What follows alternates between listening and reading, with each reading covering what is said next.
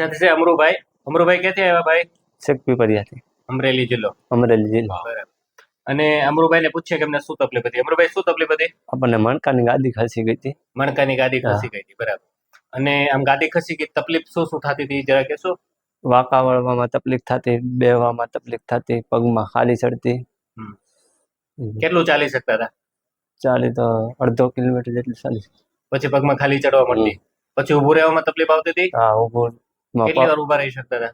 10-15 minute. 10-15 minute થી વધારે ઊભું નહોતું રહી શકાતું. બરાબર. અને આવી તકલીફ કેટલા ટાઈમથી થતી હતી?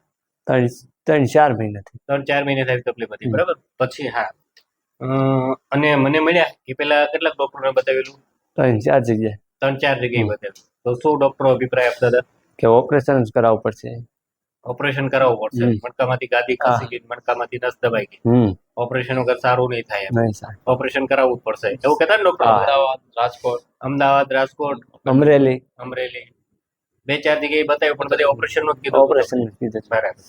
પછી તમને મારો કોન્ટેક્ટ કોડે તમે કેવી રીતે મારો કોન્ટેક્ટ? આપડા ઇન્સ્ટાગ્રામમાં વિડીયો જોયો તો તમારો. પછી મોબાઈલ નંબર લીધો. બરાબર. પછી વાતચીત કરી. પછી મારો સંપર્ક કર્યો. બરાબર. સોશિયલ મીડિયામાં. બરાબર. હવે અમરુભાઈ આપણે તકલીફ શું હતી? L4, L5, આ બે ગાદી ખસી ગયેલી હતી. આ ગાદી ખસીને આપણી જે પગમાં નસ ઉતરે એ નસ દબાવી દીધી હતી પગની. બરાબર. આ પગની નસના ડાયોમીટર એટલે ટૂંકમાં નસનો રસ્તો જે હોવો જોઈએ 12 થી 27 mm હોવો જોઈએ. કેટલો? 12 mm થી 27 mm. એ આપણે થઈ ગયો તો 7.9 mm. કેટલો? એટલી નસ દબાઈ ગઈ હતી. અને L5S1 માં એટલો પ્રોબ્લેમ હતો. L5S1 વાળી નસમાં 7.7 થઈ ગયો હતો. એ હોવો કેટલો જોઈએ? 12 થી 27 mm ની વચ્ચે નસનો રસ્તો એટલો હોય. એ સાંકડો થઈ ગયો હતો અને નસ આપણી દબાઈ ગઈ હતી. એટલે તમે ચાલો, ઉભા રહ્યો, બેસો ત્યારે મણકામાં કમ્પ્રેશન થાય. મૂળ તકલીફ આપણે ગાદીની હતી. આ ગાદી ખસીને આપણી નસ દબાવી દીધી. હવે આપણે આપણી સારવારથી શું કર્યું? જે ગાદીઓ ખસી હતી ગાદીઓને ગોઠવી અને નસ છૂટી પાડી. બરોબર. ગાદીઓ જેવી ગોઠવણી એવી નસ આપણી છૂટી પડી ગઈ. અને અમરુભાઈ આજે આપણે તમને 4 સારવાર આપી. હવે કેમ છે? હવે કઈ તકલીફ આવે છે? ચાલવામાં કઈ તકલીફ? બેસવામાં? ઉભો રહેવામાં? પેલા આ બધી તકલીફ આવતી હતી ને? બરાબર. હવે કોઈ જાતની તકલીફ નથી આવતી ને? બધું રેડી? બરાબર. આજે આપણે 4 જ સારવાર આપી. આપણે આપણી સારવારથી કઈ નથી કર્યું. જે ગાદીઓ ખસી હતી ગાદીઓને ગોઠવી અને નસ છૂટી પાડી. પણ ડોક્ટર છે એ ઓપરેશન કરીને તમને જે ગાદી બહાર નીકળે ને કાપીને સ્ક્રૂ મારીને એ બધું કરે. આપણે નેચરલી એને ગોઠવી અને ગાદી ગોઠવાઈ ગઈ એટલે આપણે તકલીફ મટી ગઈ. હવે હાવ રેડી ને અમરુભાઈ? રેડી. બરાબર. ભગવાનભાઈ શું તમે કેટલીક જગ્યાએ ભાઈને લઈને ગયેલા જરા વર્ણન કરશો? અમદાવાદ બતાવ્યું, સિવિલ હોસ્પિટલમાં અમને રાજકોટ બી બતાવ્યું પહેલા.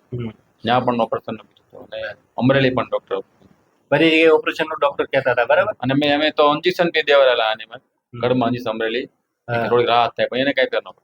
ઇન્જેક્શન મુકાયા હતા. પેલા 2 ઇન્જેક્શન મુકાયા હતા. કમરે ફાયદો થાય કે ટ્રાય મારવી કે તો ફાયદો થાય થાય કે 90% થાય 10% નો થાય.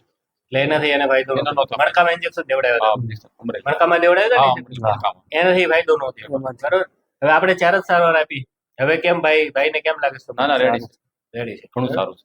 ઘણું સારું છે. હવે ટૂંકમાં એને જે તકલીફ આવતી કોઈ તકલીફ આવતી નથી. ખાલી નથી આવતી, બેસવામાં તકલીફ નહીં. બરાબર.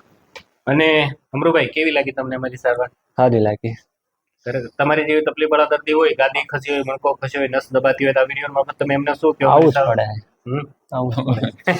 બતાવો સલાહ દેવી પડે આપણે. કોઈ પણ તમને રિઝલ્ટ તમારી સામે કોઈ પણ અને અમરુભાઈ તમારો મોબાઈલ નંબર બોલો, અમે વિડીયોમાં નાખશું. વિડીયો જોઈને ડાયરેક્ટ દર્દી તમને ફોન કરીને પૂછી શકે અમરુભાઈ તમે અહીંયા સારવાર લેતા ખરેખર ત્યાં કેવું શું હતું? બોલો. 78 58 33 800 પૂરા 222. બરાબર. અને આ વિડીયો યુટ્યુબ ઉપર મૂકીએ ને? કાંઈ વાંધો નહીં. તમારી જેવી તકલીફ વાળા દર્દી જોવે તો ખ્યાલ આપે આને ઓપરેશન આવ્યું હતું ને આપણે ઓપરેશન વગર સારું કર્યું. બરાબર. બસ લો ઊંડો શ્વાસ લો. છોડો બેટા, છોડો.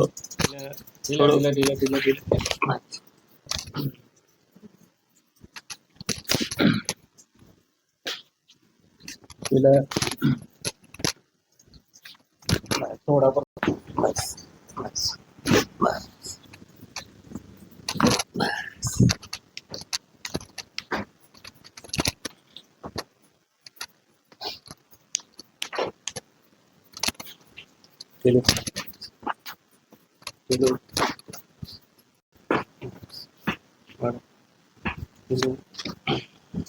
થોડો પેલું પેલું ખસી ગયું પાછું. હવે જો